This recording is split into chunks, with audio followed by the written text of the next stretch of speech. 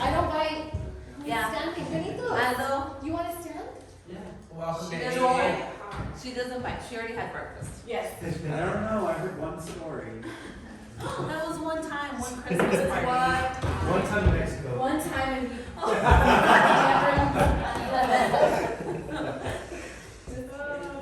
Lord. Okay, I just have something really quick and then I'll let Caitlin and Alex take the floor. The GAR Gala is this Friday. We are meeting up at Happy Accidents from 5 to 6, so that's an hour beforehand. I didn't make a reservation. They open at 5, so if we can all just rush in there and take over the place, that'd be really cool. And then from there, if you guys want to carpool to the Marriott. So it is at the Pyramid, the gala. If we can carpool, that'd be cool, just so we can show up as a squad. Gang. Kayla and I will be there a little bit early at the gala to kind of save seats. Unfortunately, because even though you can purchase tickets as a group, they are first come, first serve. So, but we'll be there holding it down. So if you guys get there, save a couple seats too. Remember, it's the Roaring 20s theme. Taylor, they're together. God, how embarrassing. Take that call. No, that's illegal.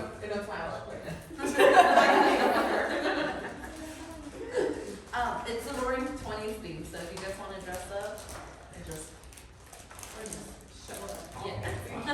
Yeah. It'll be kind of cool just having your group showing up at Happy Accidents. Yeah. Okay, did you have anything else? No. And then we'll do, we have a class today, or I guess a little bit of a training for listing etiquette. I think there's been a typo, I think it was for showing etiquette, but we're gonna put something together afterwards. And then, so a few things to talk over. First thing I wanted to, we have someone new to the team, introduce Angela. Angela's gonna be working with the, and I'll let you talk to everybody, but she's gonna be working in like the multifamily division. Her office is gonna be downstairs. So anything, I think all the time we run into different things with like 5 units and up and stuff like that normally we probably should be handling or trying to, and that's gonna be where she steps in. But do you want to say a little something, introduce yourself? Hey guys, pretty much all I've worked on is multifamily, so if any of you guys have questions on investment properties, anything that doesn't require commercial loan, but it's gonna be owner occupied or whatever, you can just contact me and I'll help you out with that. Awesome. Thank you. Yay. Oh, on the lens forward.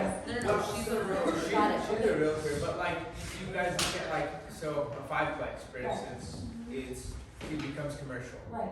A lot of us, one who knows a commercial realtor that you can call right now? Probably not a lot of you guys. Yeah. But like it starts getting outside of our realm, and a lot of times we try to do things that well I can do it. We're not servicing those clients 100% to how they should be. Right. Yeah. And that's Angela. That's where she specializes. She knows, and it'll be inside of Rock that she handles that division. If you guys have something, you just refer it over. Awesome. And she will have a presentation for you guys. Yeah, next week. we're working on some things. She just started getting going with us, and we're gonna get everything going with that. But yeah. Something to keep in mind too is that if you guys are nurturing a relationship and you have somebody that's doing a multifamily unit, but they're also interested in doing residential, and if you're the one that's referred her that business, just gonna send it back to you, because she strictly works on multifamily. Yeah. Okay. Awesome. And then we're working on a lot of projects. We're also starting there's going to be a Rock commercial division, like a full commercial division. Sweet. Coming soon, Yeah. and then the last thing I want to touch on is there's some Zillow stuff, but we can go over that in the Zillow meeting. The Sky Slope. What is it? Sky Slope? Oh yeah, Sky Slope. Oh yeah, Sky Slope Disney. Make sure the files that you guys are not using admin angels for, because I know they do that. You guys are putting all the information in Sky Slope. EXP starting to crack down on that, and they won't pay out your files. They're after me all the time about your guys' files. So just make sure they're up to speed and everything, document wise. If you guys need help or more training, let us know. Like we'll open those doors to assist you guys a little bit more with SkySlope if that's what's needed. And another thing for SkySlope, make sure you're putting in there your sellers and your buyers information. There's a reason behind that. It's not, you're like, well, what's the purpose of me putting their address or their forwarding address? So we've been scrubbing, old, files that we have and trying to get engagement from those clients. So if that person is somebody that's looking to buy or sell and it's somebody that you might not be in contact with, if we can have the opportunity of being able to scrub something for your benefit and give it back to you, make our job easier, put that information in there, because then we have no way of doing that. Yeah, and it helps Hannah, and she goes through and she calls people, she asks how you guys did, she gets reviews for us, and then too, when we have events, parties, our system invites everybody. You don't have to go do that, it's on your behalf. So they call, they're like, hey Christina, they I want do your a clients, we're at 2-week this follow-up party, call doing with this, everybody X, and Y, then Z. an annual. Yeah. And so it's a good look for you guys too. It's all around just to really help. So make sure you're putting all the information in, their emails, contact, all that stuff. So we can make sure our system's working good and we're helping you guys. The other thing, I wanted you to talk about your little experience before I jump into this next thing. Yeah. So I would just say, well, first off, thanks to Alexis and Alex for the help, but this last house that I listed, there was a little situation towards the end, everything was all smooth until it got a little rocky towards the end. I guess there was some miscommunication with the other broker. And what happened was I ended up getting a really bad review from them. They ended up calling me, wanting to get Alex involved, all of that stuff. And it wasn't even his client. Yeah. I didn't deal with him, it was on the other side. I guess it turns out that the other, broker just kind of got his check and bounced on them, and I ended up taking over. Sorry, I was put me on the spot like that. No, but other than that, what's that? Yeah, so they ended up calling me super mad. I ended up meeting up with him to fix up everything after the fact. I talked to him for about 2 hours or so. They were super, super cool. They understood. I owned up to my mistakes, that whole situation. They respected that, and just flipped them into clients. So now they're contractors, and it just turned out to be a really good situation at the end of the day. So keep you guys heads up, keep your communication, do your job, and just stuff like that. Yeah. So, That happens. It can bring you down, but just throughout the day, work on it. Communication with everybody, and it turned out to be a good situation at the end of the day. So. My whole point in that is just communication, and you never know who you can end up with, clients, things like that. Yeah, those people were pretty pissed off. It really wasn't Daniel's fault at all. There was a minor miscommunication. They were super pissed and looking for someone to take it out. Happened to be Daniel. But communication always key, and just owning up to things, regardless of whatever side is in. You might make some money off of that, so which is great. Yeah. Lastly, too, what I wanted to go over is support. So I see a lot of you guys kind of lost sometimes or wondering what the hell's going on. If you need specific support in certain areas, let us know. Because we put trainings together. Everybody's gonna be a little bit different. We put trainings together. There's EXP trainings. There's our trainings. We go over kind of what we think is gonna work for you guys. But sometimes I see you guys getting a little bit lost. If you want specific training, you guys gotta let us know. If you need help in specific areas or want something that's a little bit different, let us know. So we know how to help you guys a little bit better. Because not every, it might not be sticking when we're doing a certain thing, or if you need one-on-one stuff with any one of us, just tag one of us in. Let us know, because we don't know, and then you guys are running around oh, what the hell, we don't know what's going on. Callous. Cool. Cool. Don't forget, we also do the Zillow pipeline review. He has another appointment to go to, but I'll be helping you guys out with that today. And we'll go over what to do on Zillow Premier and also on Follow Bots, but that'll be at 11 o'clock after we do our training. Okay, are we gonna go an hour? Cause I have a showing, so I need to know if we need to reschedule that. It's probably not gonna be so much as an hour. We're trying to keep it under 30 to 45 minutes. It won't be going through everyone, but there are things that you guys have to put into play, and then he's individually reviewing every one of your pipelines. but it'll just be more an overall consensus of the things that we have to start doing. So now showing at 12, you guys are good if I left it. Yeah. You're fine. It should be like 30 minutes. The first part's gonna be pretty important. We just wanna ensure like you guys are using the systems right and she'll go over all of it. Okay, is there anything else, any questions? No? Quiet crowd today. Alright, then we'll go ahead and turn the tables and get ready for our training.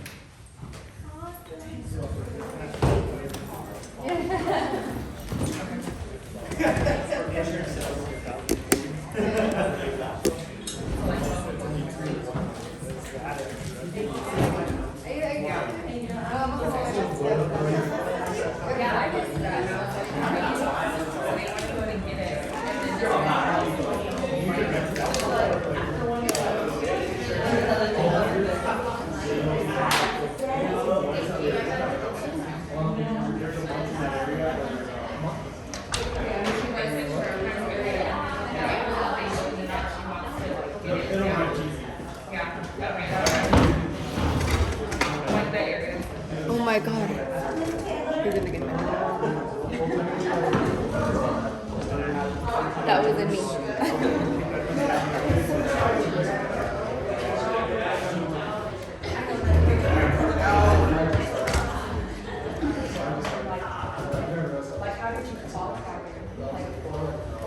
Well, that was between them, so I did it for a second. So I really admire that. If I help you buy this, if I buy this, it's a negotiation between them. You know what the topic is? The what? The topic is? No, I have no idea.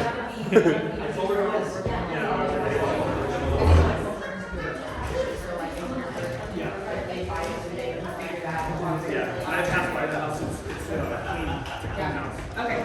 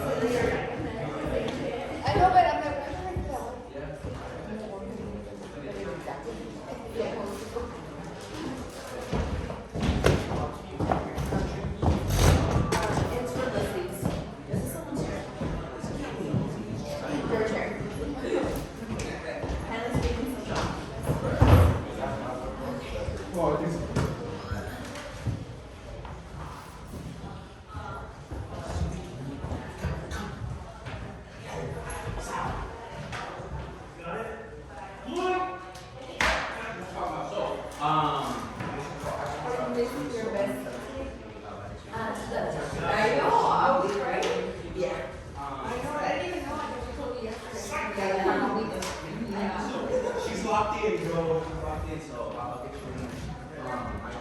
She's on a vacation. She works actually. I know, she really does. Oh, sorry, I didn't know you were somebody. I'll ask you in a I could call her in the morning. I was just gonna see if I could find a photo of the website. So I remember last week. I'll be here until like 11:30, and then I have a meeting at 11:30. But just let me know. Okay. I mean, it's just a nice shop. It's not like full model stuff. Yeah, no. Yeah, no, just like really cool. So just let me know. Yeah, probably like 11. Okay, and if not, then I'll just like schedule time to do it like next week. At 11:30. Yeah, we can do it at Okay.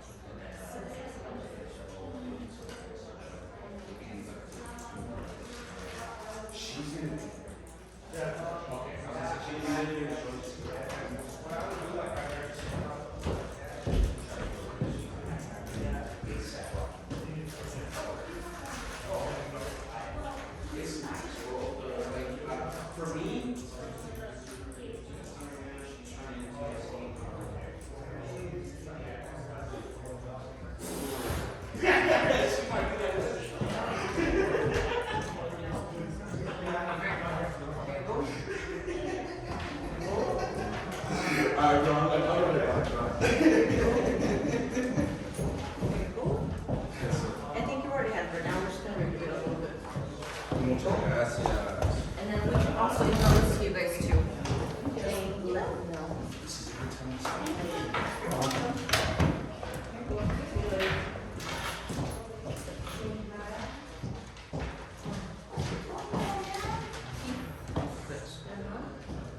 Yeah, that's one of them.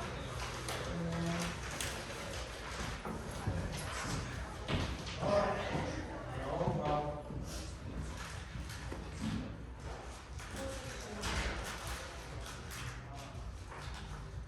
Okay, and then take one of these and pass it up, and then also get together.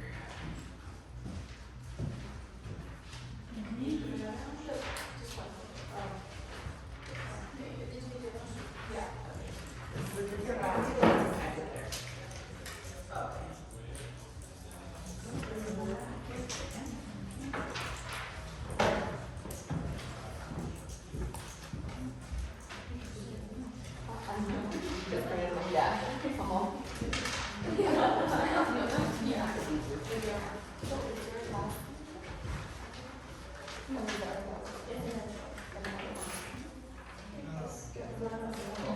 Yeah, that's the one, yeah. Let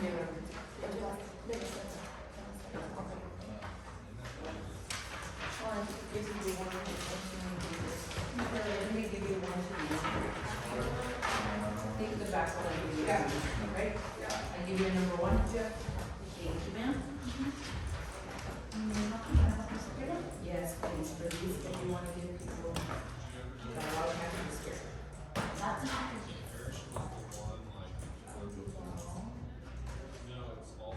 These are all those.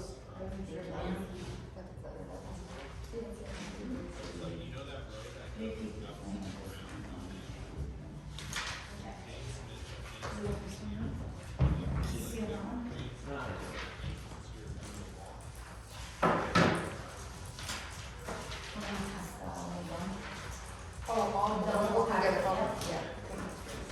Oh, yeah, that's all the way to the whole packet. Oh, it's 3 sheets? 3 sheets, Yeah. So, I'll take, Yeah, that's the all. all three.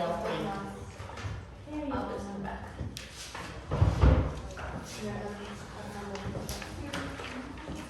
Oh, you keep all three of those. All three. All three at one packet. Oh, there's one pack. So give them. I like how we all think. It's the whole packet. I think that's it. All the, do you have one? Yeah. I will. I will gonna be. That needs one. That's Okay. Okay, there's one more packet left, one more left. And it's, Yeah. that's for me. Okay. So, how many of you guys have gotten the listing presentation? Come on, issue? Have you got, yeah, who's done a listing presentation? Okay, alright, so, then I will take that most of us don't have that experience with, listings.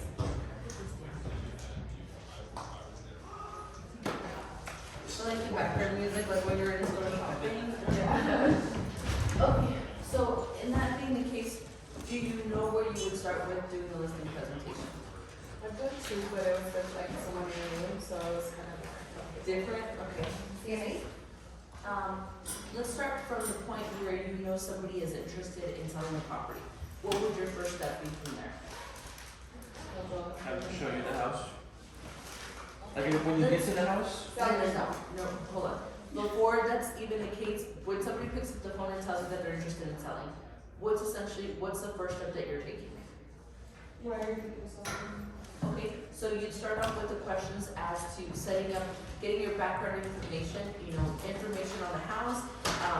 So you'll look at the page that you guys have for the pre-listing interview, and that's where you'll start off. And the reason we have this sheet is because it basically walks you through asking those questions as you're having the interview, as you're getting ready for the interview that you're about to go to. Because the first thought is like, okay, I'm gonna do a market analysis, okay, or I'm gonna do a listing presentation. We have to know the reasons as to why they're selling, get as much information so that when we go on there, we're also doing the market analysis, we have the information that we need, right? What's to say that if you figure out more about the house that say you find on MLS, some of that information isn't disclosed. That's why we have that pre-listing interview, you know? How many times, can't tell you how many times I've had a house where the last time that the property was sold was 15 years ago, and since then, with the different ownership, as the property's been sold, people have added to the homes, they've enclosed the patio, or they've opened up something, the square footage changes. It could drastically impact the way that you list the property. The difference of 200 square feet, which is a 10 by 20 square foot room, could make a big difference on the price of a house. When you think about price per square footage, 200 square feet at $150 a square foot, and it's just an arbitrary number, but let's see. 200 square feet times 150 could be the difference of $30,000 in the price. So that's why it's important that before you even set the appointment, you start asking as the reasons as to their motivation, as much background information as you can before we go to the listing presentation. Okay, so say we've actually done all these questions as far as figuring out how long they've owned the house, the details of the house, the reason for selling. So what would be our next step after that? Scheduling a time to go and see the house. Exactly. You want to set the appointment. You don't want to ever leave the phone call and, well, let me get a CMA for you and then I'll get back to you. Because at that point, you haven't set a time and place for you to go. Remember, time is of the essence when it comes to a listing appointment. It's that sense of urgency. Almost like when we're doing cold calling is you want to set the appointment. You never, okay, well, I'll call you back in the next couple of weeks. Let's see. In the next couple of weeks, they might have had that same conversation with somebody else and that person's already sold them before you even have the opportunity to do your listing presentation, right? They've already been in talks with somebody else. So it's essentially, you've done the listing, the pre-listing interview, you set the appointment, now we're going to do the market analysis. And last week, Jordan, was it last week that we did the CMA? No, that was the week before. Were you guys here for the Canva for the CMA presentation? You were here too, right? Yes. Yeah. Oh, yeah, the one that Jordan and yeah. Robert. So then you would do a market analysis on the property, right? Then you have that information along with, whenever you guys are doing your CMA, part of it comes down to figuring out the price of where you should list the house. But what other information are we getting from doing a market analysis? How long you're gonna have that market? Okay, in part, what else? What's happening in that area?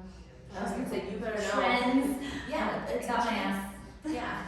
But the Shoot thing up. is- No, it sometimes we'll come to a property where we feel uncomfortable about figuring out, okay, I can't come up with the Right. price. Sometimes it doesn't always have to do about price, it's also figuring out what trends are happening in the neighborhood, right?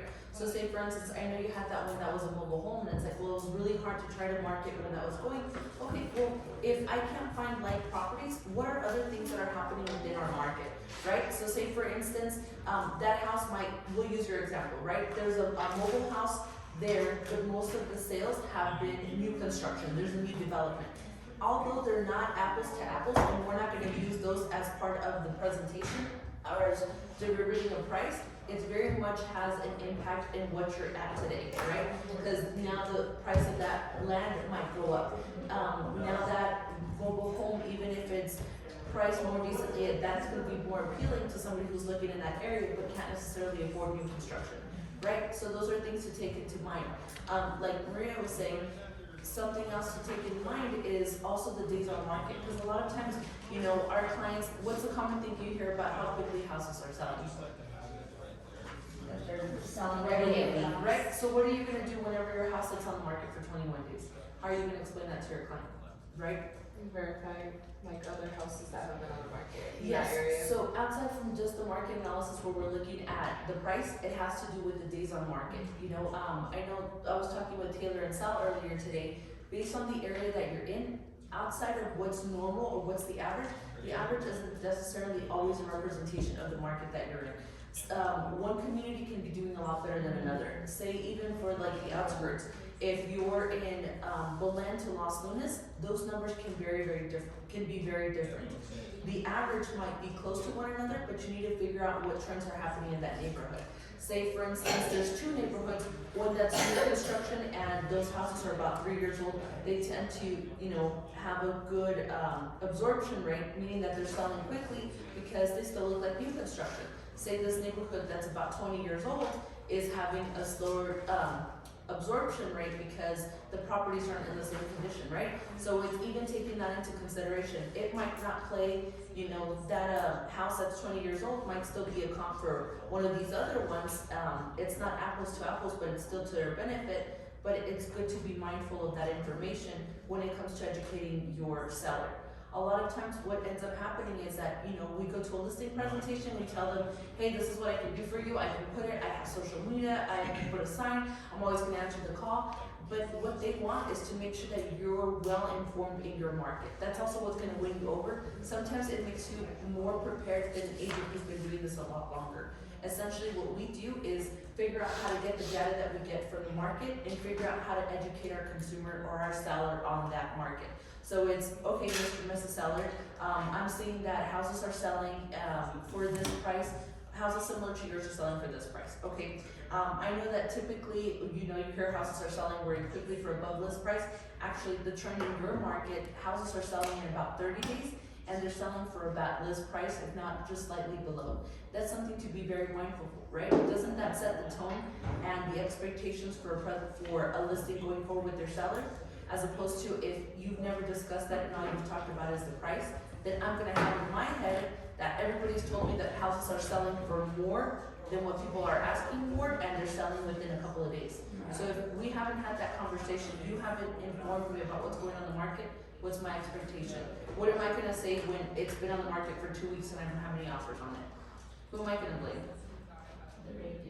Yeah, it falls back on you. So it's figuring out, once you set the appointment, once you've done the market analysis, make sure the market analysis is not just dependent on the price, it's figuring out the trends, figuring out what's happening in neighborhoods around. It's also important to you to figure out if there are new businesses coming into that area. If it's an up and coming area, what's, okay, for all intended purposes, is figure out where the price is now. Where was it a year ago? What kind of growth is that market experiencing? So it's outside of just figuring out the price, it's how to inform yourself and prepare that seller for that what if. Because what are you gonna do if it doesn't sell in 3 days? If you don't get multiple offers? How many times have you had somebody that like, I don't have multiple offers on my home, and they're just, you know, you don't know what to tell them. I don't know, Mr. and Mrs. Seller, based on everything that I saw, like, they were selling quickly, but again, it might be that you're in this neighborhood over here, where you tend to see a little bit of slower activity. I was gonna say, I think too, like that happened to me on my very first listing. And it was a really nice house, and so I think instead of using very general terms, like that's exactly, because that's what I did. Thankfully, it was somebody that I know really well, so it wasn't so hectic, you know, but like, instead of using general terms, oh yeah, the market's crazy, because that's the first thing you hear, is they wanna know how quickly that their house is gonna sell and how much money they're gonna make and when they can close. That's like it. Every single person that I have talked to has been like that lately.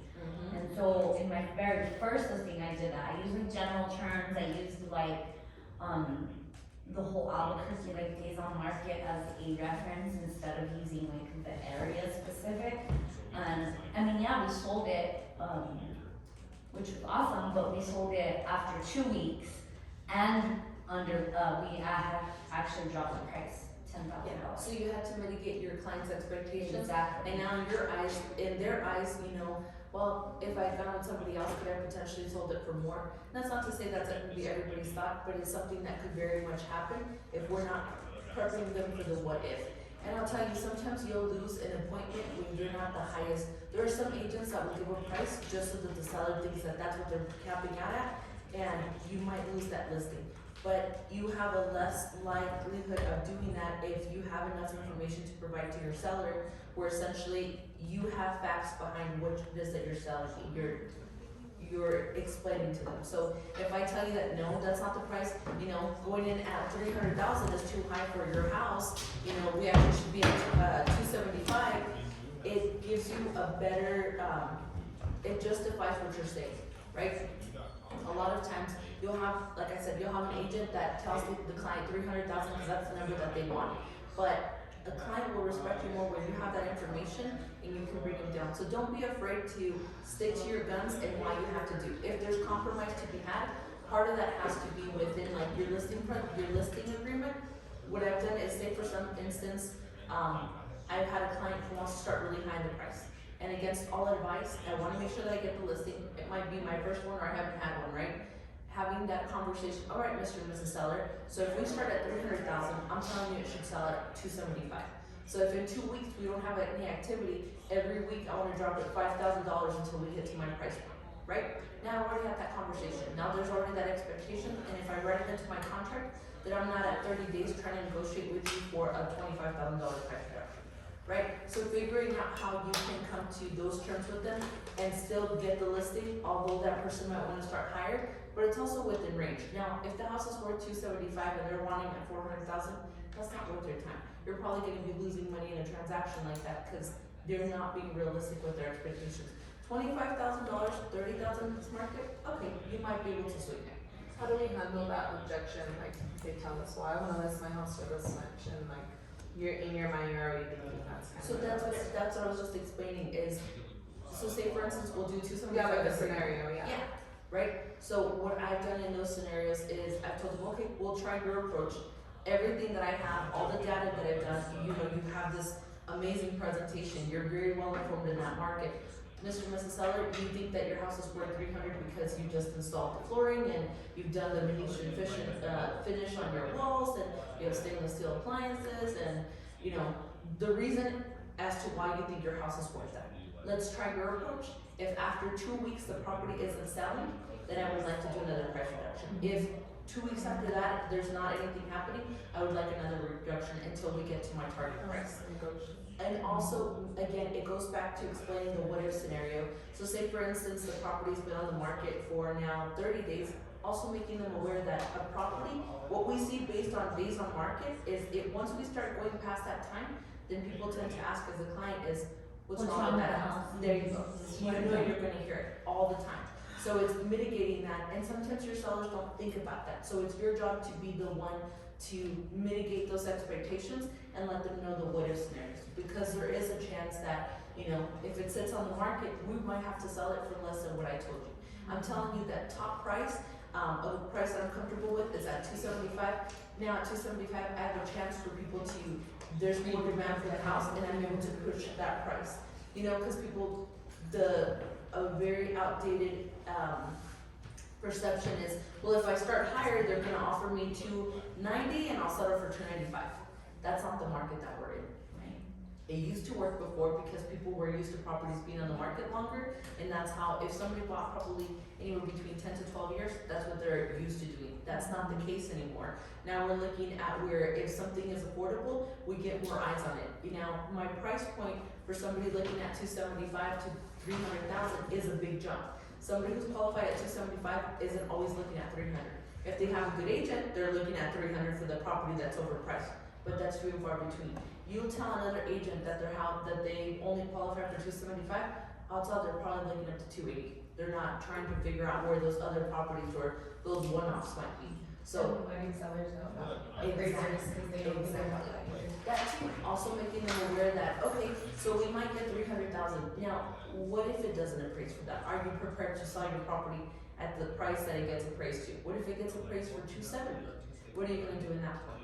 So it's making them aware of all the different situations that can happen once you guys go to list and figuring out that price and why it is that you're standing behind the price that you want. And you also want to make sure that when you're looking at your market analysis, you're not going off the top comp that you have. You're going more of like the one that's more of the median, where it's that consistent one. Hey, these properties tend to be selling within this range and falling somewhere in between. Now, whenever you're pricing homes and you're like, well, okay, let's go off of the 275, right? You see some houses that are selling for 310, and you're seeing some houses that are selling for 265, right? And you're thinking that that house is worth 275. Something to keep in mind, the condition, the curb appeal, and the home itself, curb appeal and the location are something that are very important. Typically, if a house is in a cul-de-sac, if it has views, if it's in a corner lot, if it has backyard access, if there have been recent improvements to the house, those are things that are going to push up the price. Say if I've completely renovated the kitchen, that's a selling point. If I've just replaced the roof, that's a selling point. If the backyard is landscaped, that's a selling point. So, yeah, What about keeping the iron gate windows? is that like an addition? Like, does that bring value or does it No, bring a It shit? doesn't, that's honestly, that's subjective, because sometimes people think that that's a value, but I've also had it deter some clients and think like, It's well, not like a is question, the yeah. neighborhood not safe? It's honestly a preference, it's also a cultural preference. Mm-hmm. Alright, and you go to Mexico, every house has them, but it's a way of decorating their homes. It's, yes, it's a way of security, but it's also something that it's more decorative, right? That it's common. Here, that's not necessarily the case, and it's not the case in certain communities. You'll go into the Northeast Heights, and a lot of houses have them, and you'll have that too. Oh, well, it's a safe neighborhood, right? So it's just figuring out those things that are gonna have that value. If it's helping, I would say that the things would be if it's helping the curb appeal, if it's something that's renovated, if it's the lot, if there's views, if there's major improvements being renovations, like full-on renovations of a room or the house, being mechanical improvements. So if I just upgraded from like central air, you know, like a swamp cooler to refrigerated air, that's a big selling point. If I've just updated my furnace and my water heater, all my HVAC is brand new, that's a big selling point. If my roof is new and most of the houses are about 20 years old, that's a big selling point because I know that 5 years down the road, I don't have to drop $10,000 on a new roof, right? And that's about the average cost depending on the size of the home. You were saying you write it into the actual listing agreement regarding like the price reduction? Yep, you could do an amendment and say, you Okay. know, seller agrees to a price of $300,000, you know, if property should not sell within 2 weeks, property will be, or price will be adjusted on, in a $5,000 increment on a weekly basis until the price, listing price of $275 is met, or something along, yeah, you could write it. If you guys need help with the wording, You you just can help need with to that. just have it to me, cause Yeah. that's gonna happen to me with that listing of. An addendum, an addendum. An addendum. So remember the difference between the amendment and addendum. Yeah. You amend a contract after it's been ratified, you addend, you You add, add. yeah, you add to your contract before you actually submit it to be ratified, okay?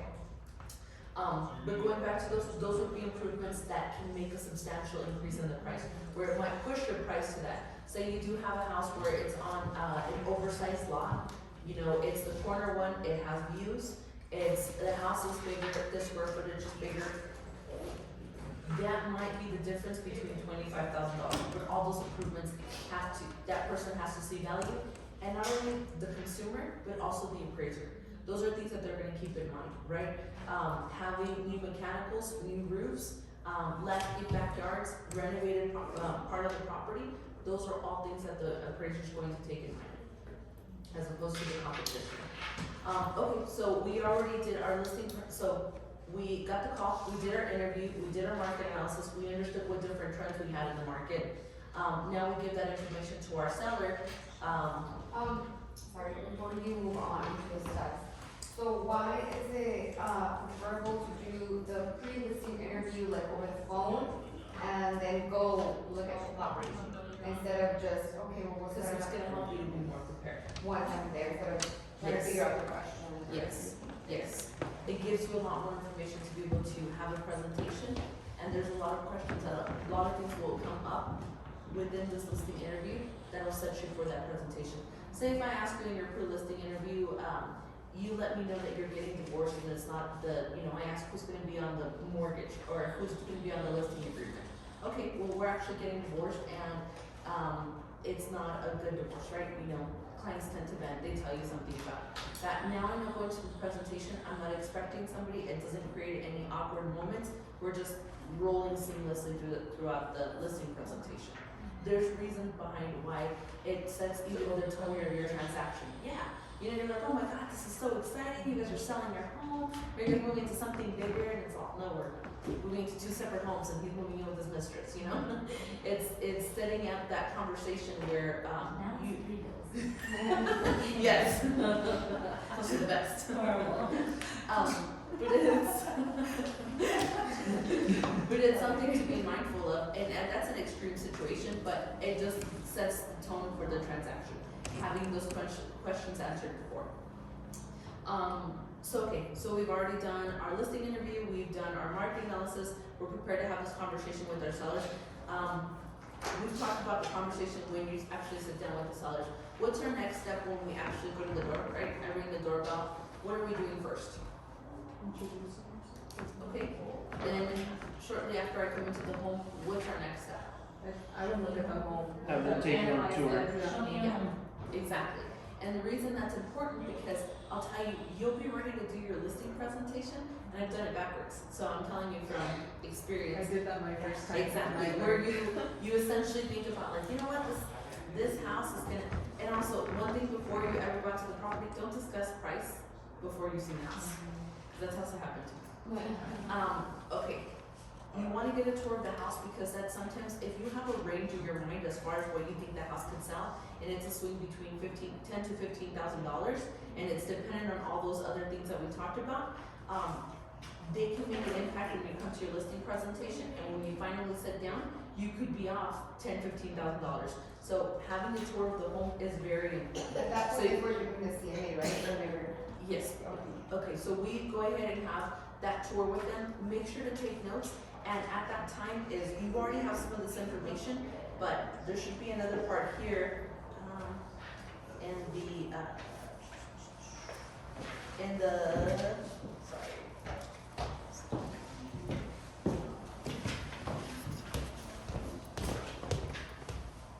If you guys want to print it, does that matter?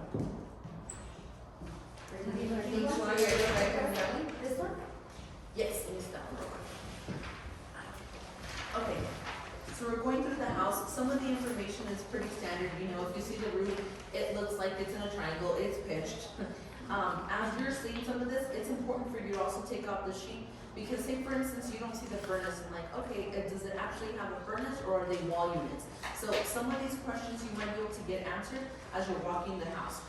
The laundry power, that's one of the biggest ones where you look up at the house, on MLS, nobody ever takes pictures of the laundry room and you don't know if it's gas or electric. It's important for you to have that and to ask any questions that you might have as far as the property. Hey, when's the last time you guys replaced the roof? Oh, okay, you did this. Any notes that they point out as far as improvements, make sure to take notes on those, because that person's also telling you the things that they like and don't like about their home. They're gonna tell you, oh, this is my favorite room, you know, I really like how big the laundry room is, or I really like that the master bedroom is downstairs. Those are all gonna be selling points. So you've done the tour of the house, they've given you notes, you've learned about certain improvements that they've done, so now we sit down and go over the information, correct? So, once you've gone over your presentation and you guys agree on a price, right? Well, I would be comfortable with, you know, Mariana, you're saying $275, I'd be comfortable with $280, $250. Alright, okay. That's still within $10,000. They've done a lot of work, the property's on a current lot, it shows very well. There's a chance that someone's gonna pay that, right? It's not so off of what you've seen in your market analysis. Assume the sale.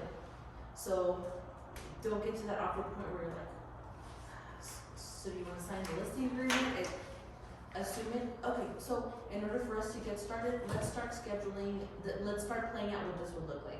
How quickly would you like to get the home on the market? That would be my very next question. It's, okay, how quickly would you like to get it? Oh, well, ideally, you know, I have a few things to do, I have things to move around.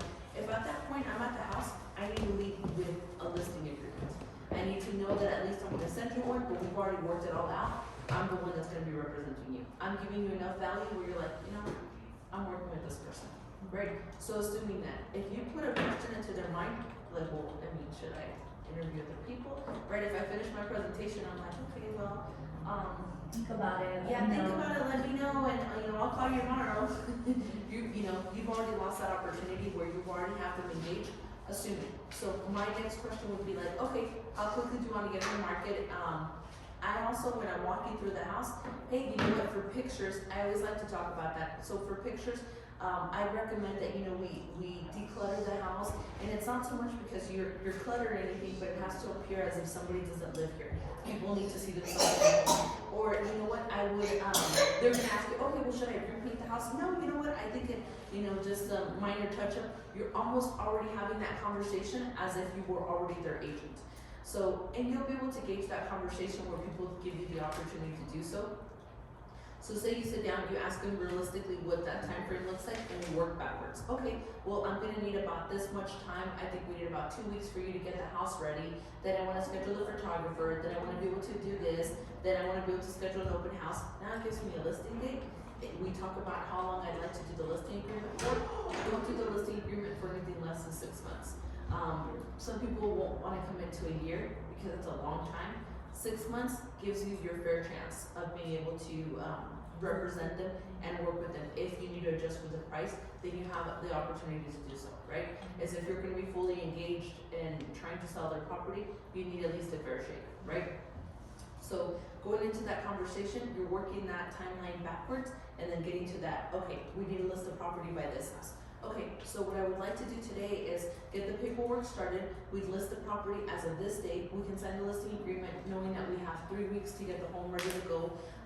Once you've decluttered the house, and I'd like to come with the photographer that day. If we need to move furniture around, I can help you with doing that. If it's taking off certain things, you know, now you become part of the process. It's not like the photographer's gonna come and put a sign in your house, right? Now I'm providing that value. You're separating yourself from somebody else who all they're gonna do is put the house on MLS. Now I'm genuinely invested. I know what you like about your house.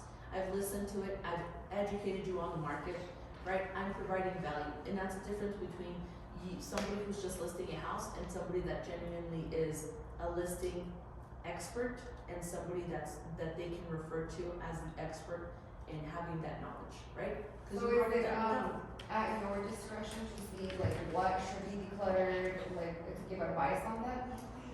That's gonna be over time, you're gonna be able to see that. I wouldn't necessarily say nitpick, it's going to be more along the lines, I mean, if they've got toys everywhere, or they have a wall where like there's books spilling out of the bookshelf, you know, that's not necessarily gonna look appealing when it comes to pictures. And sometimes, because you are that fresh set of eyes, you're not living there, you're gonna be able to see like, you know, use it at your discretion, but also be respectful of people's spaces. If you're like, you know, I really don't like that color, and she's like, well, my grandma picked it, and this was her room, and she died here, you know?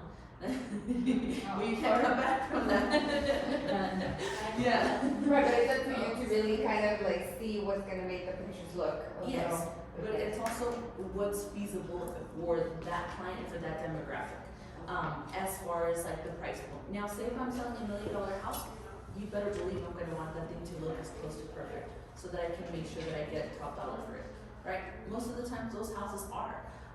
If I know I'm pushing the price and the house is really rough, then I know that I need to put it on them. If they have high expectations of what they want to sell the house for, say that house should be selling for $275 and they want $300,000, you better believe I'm gonna be nitpicky. That house needs to look as near as perfect for people to wanna pay top dollar for it, right? That's what your mindset has to be. But it has to be at your discretion, but also keeping in mind that that's somebody's home. And for the photographer, like do you hire a photographer? Yes. Okay, and then like video tour or? Yeah, that's also at your discretion too. If you wanna do video tours, if you just wanna do photography. Note to you guys, don't skimp out on the photography. That could either sell or age your listing. How many times I've seen houses have professional pictures that have done such a disjustice to a house. You know, hire somebody who truly is a professional in residential photography because they have the right lenses to give people the quality and also to be able to see how big a room is. If I take a picture and it looks like the room is from here to there, you know, it's gonna give somebody the illusion that the rooms might be too small. But now if I have somebody who can see the lens and sees how wide this room is, that might give a different perception, right? So that's the only thing. Pictures are so important when it comes to your listing because that's the first impression that somebody has on the home. And that's why it's important that we stage the property the same way. And sometimes staging comes with just using their furniture and moving their things around so it looks more appealing to the floor plan, right? Say for instance, we all like to watch TV against this wall, right? It might not be the best way to have the furniture laid out for a picture. So just keeping that in mind. What's going to attract somebody coming into this home? Do you have a photographer that you guys recommend? Yeah, Media Kingsman. Okay. Do you guys have any other questions? Does this help? Yes. What about staging? So say they have a house that, what do you recommend on that? I would recommend it if you can fit it into their budget. If you know that they have the So it has to be opportunity. through them. Yes, Or because do you, staging is do we? very expensive. It's It's cheaper. 0.5% of All the the sales price. seniors for free. They have the furniture to do so, but it's very expensive. But it's not to say that there's not a value in there. I'd rather sell a property with staged furniture than completely empty, especially when it comes to higher end homes. Say you're looking at anything, I don't wanna put a price on it, but say you were selling something that's been empty, if it's a property that no matter what it's going to sell because there's a demand in that market, but if it's something where it might sit a little bit longer, chances are you would benefit from staging. It just has to be that determination. We can help you out with that too, but it's having your seller see value in it because they have to pay for it upfront. And it's 0.5% of the price. So at a $400,000 house, you're paying $2,000 for somebody to put furniture in there for a month. You know, And most sometimes people- not even a month, 3 days. yeah, and sometimes people don't see that value in there. So making sure that they see it. Any other questions? No? When the time comes, we will bother you with questions. Was this helpful? Yes. Going through the listing presentation? So I remember last time we had like an actual presentation, I kind of just sent that over there. You didn't get it? If you could email her, she'll send it to you. We actually have a listing presentation that you can modify for yourself. If you don't have a copy of that, email Hannah and then just ask her for the copy of the listing presentation that you can edit yourself. Cause then you can also customize it. Is that the scans? The one on Canva, yeah. I've seen Alexis, Sal have used it, and it's a game changer. It goes back to making yourself look like the expert in that field or in that market. It makes you stand against the crowd. Especially if there's 5 different agents competing for one listing, which you will be in situations that you are. And the only thing that ever gives you away from not being an agent that's able to represent in that transaction is your lack of preparedness. You could be a licensed agent, and if you're not knowledgeable in that area, say for instance, he takes a listing. I mean, if he sold 15 houses in that area, he doesn't necessarily have to do the work that we do. But if we're going to a new market, or we've never sold something in Las Lunas, or we've never sold something in Rio Rancho, the only thing that can separate you between being prepared and not being prepared is doing your research. Okay? Anything else? No? Well, I have a question, as far as like as an appointment, do you actually give them the actual like CMA? Or do you prefer like not to? Once I know that they're moving forward with me, then I'll leave it with them. As far as my other information, if I know that they're interviewing other agents, no, you don't get my information. No. Why? So that other agent can be like, oh, you know what, yeah, I agree, but they're using them because they're their friends. I'm not gonna do the work for you. So you don't need your CMA? Not unless they're moving forward with working with me. That's the only time. If you're not, deuces. I'm not giving you work for, exactly. You know, because essentially that's your information, that's your work. Why am I gonna make it easier for them to utilize that with another agent? So a lot of times if you're for sale by owners, somebody's discussed price with them over the phone, they're like, how'd you come up with the price? Well, an agent did a market analysis for me, and that's how I put the property in the market. This is why we don't discuss price over the phone. We can discuss a range. She has the listing presentation, right? Yes. Okay? Alright, thank you guys, and then we'll do the Zillow training on, yeah, on the, is it Google Meets? Google Meet? And whatever link we have. Alright, thank you guys.